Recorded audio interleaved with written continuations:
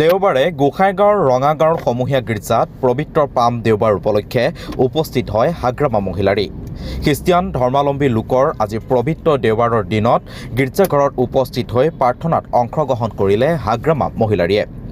পাম দেওবাৰ হৈছে খ্ৰীষ্টিয়ানসকলৰ ভোজৰ উৎসৱ, যি ইষ্টাৰৰ আগৰ দেওবাৰত উদযাপন কৰা হয়। খ্ৰীষ্টৰ জেৰুজালেমত বিজয়ী প্ৰৱেশৰ স্মৃতিত এই উৎসৱ পালন কৰা হৈছিল। উক্ত প্ৰাৰ্থনা অনুষ্ঠানত হাগ্ৰামা মহিলাৰীৰ লগতে অংশগ্ৰহণ কৰে বিটিচিৰ প্ৰাক্তন কাৰ্যবাহী সদস্য শুভাৰম্ভ চুমতাৰী, প্ৰাক্তন কাৰ্যবাহী সদস্য তথা শৰাইবিল পৰিষদীয় সমষ্টিৰ MCLA মৃত্যুঞ্জয় নাৰ্জাৰী আৰু গোসাইগাঁও জিলাৰ BPF দলৰ নেতৃবৃন্দ সকলো উপস্থিত থাকে।